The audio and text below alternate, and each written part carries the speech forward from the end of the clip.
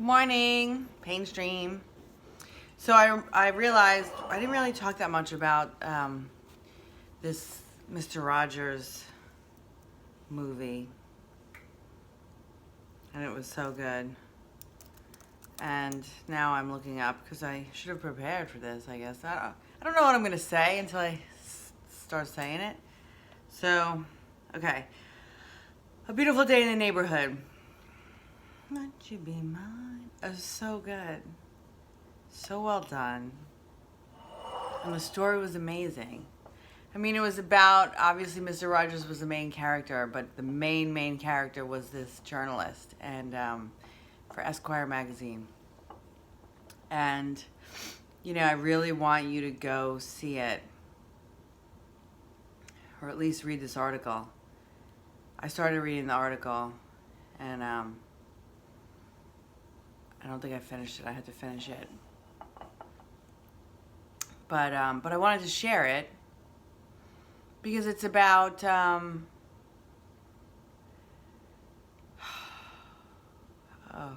it was about one man's pain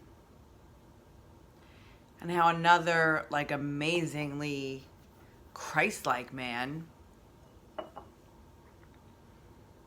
was able to heal that pain. And he was able to heal it because he only looked at the good in this person. And it really, at least the way that this movie portrayed Mr. Rogers, it really didn't seem that this was calculating, right? It wasn't that he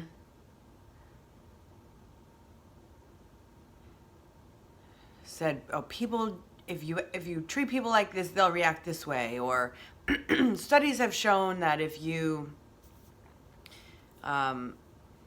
do XYZ, you'll get XYZ behavior back, and that will heal a hurting person or a broken person.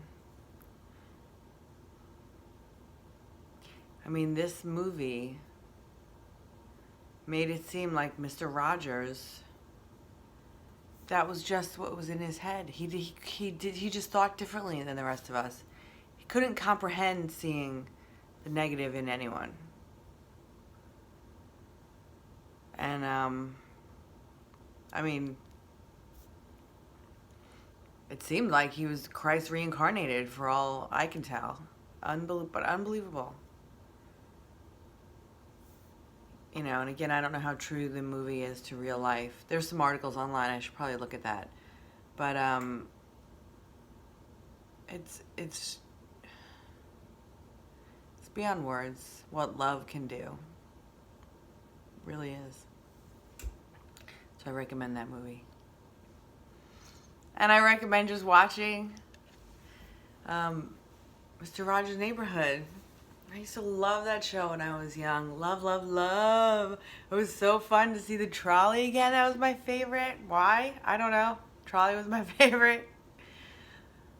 Because it would come by, ring his little bell, and then it would go into the, whatever that was called, I don't know, fairy tale forest or something. The land of make-believe? I don't remember. But I love that show. I love Mr. Rogers. I feel lucky to have grown up with that, Anyway, let's get started. We cannot abandon life because of its storms. The strongest trees are not found sheltered in the safety of the forest. Rather, they are in the open spaces, bent and twisted by winds of all seasons. God provides deep roots when there are wide-spreading branches. Tammy Felton, Felton. We cannot abandon life because of its storms. No. You could. I don't think that's the point.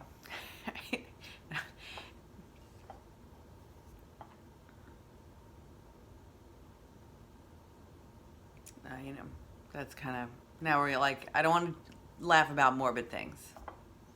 but you could. But that's, if you were supposed to die, you would die.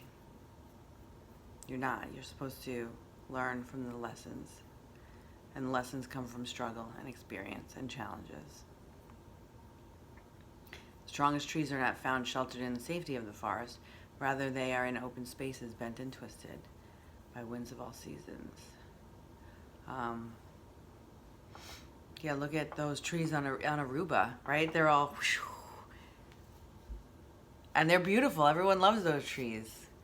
How'd they get that way? They got there that way because of the wind. So roll with it, bend with it. It's beautiful. For I know the plans I have for you, declares the Lord. Plans to prosper you and not to harm you. Plans to give you hope and a future. Yeah, Jeremiah 29:11. Jeremiah was a bullfrog. So, the Lord knows the plans He has for you. You don't. The point is to be okay with that. If you're okay with the not knowing,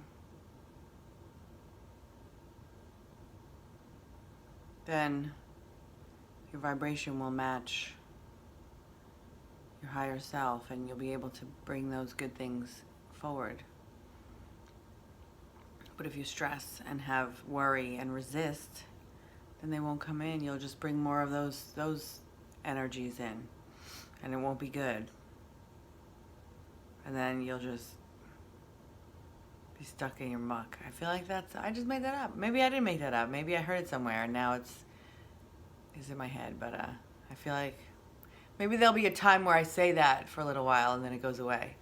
Like for some reason, I'm trying to force myself to eat guacamole. Oh, I gave up on that, but recently, because I need more good fat in my diet. And I just can't eat it. But there was a time where I ate guacamole, like a lot of it every day. There was a time where I ate like a bag of sweet potato chips every day. And then I stopped. What else? There was something else that I was like, every day I used to eat this, and now my nut mix, I have this big thing of trail like nut mix that I made. I like buy different nuts, buy cranberries and raisins, throw them together. Boom, now I have this big thing of this trail mix. Greg ate it the other day. I was like, please, yes, bring it. I want to bring it to his house, bring it to his party. Say, here, give this out, eat it. I was just going to sit there because I used to eat it every day. And now I don't eat it. I don't know. Anyway. Why did we get on that? Stuck in the muck. Oh, stuck in the muck.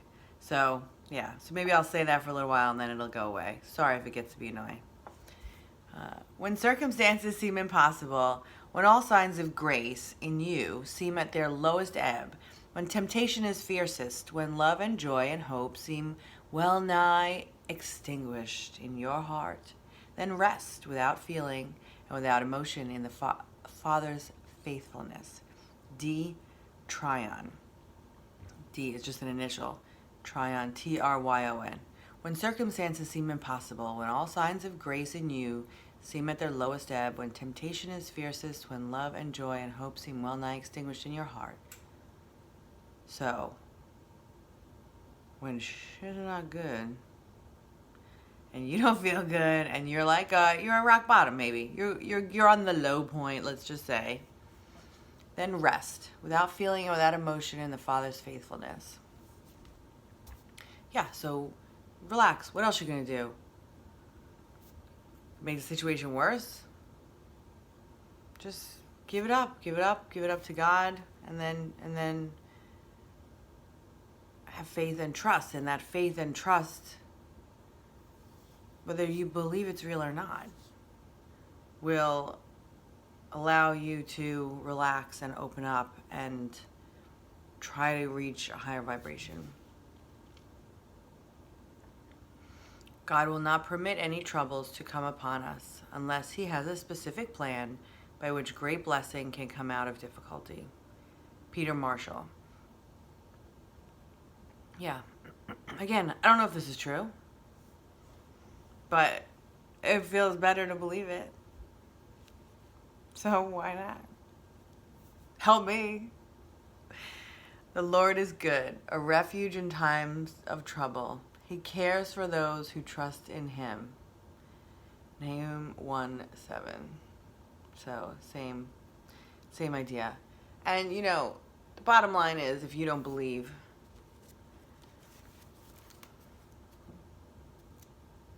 they say antidepressants for people who aren't severely mentally ill.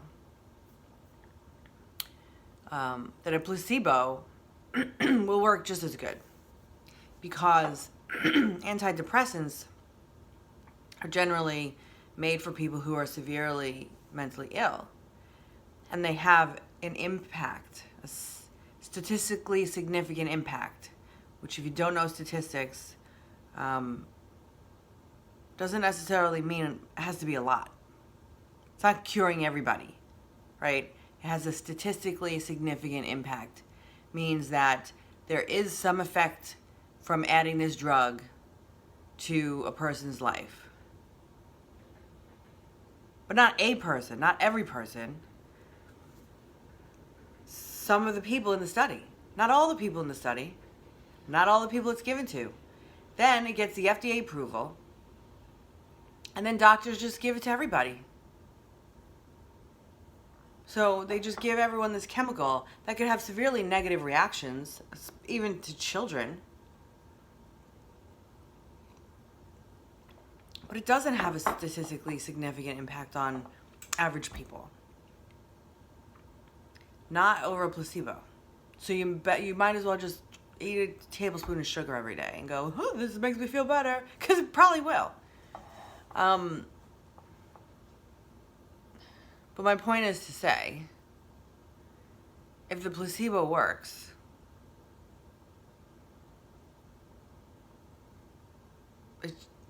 just give the placebo. Right? I mean, if that's going to work for you, if taking a placebo is going to help you, take the placebo. If believing in things you didn't believe in before helps you, why wouldn't you do that?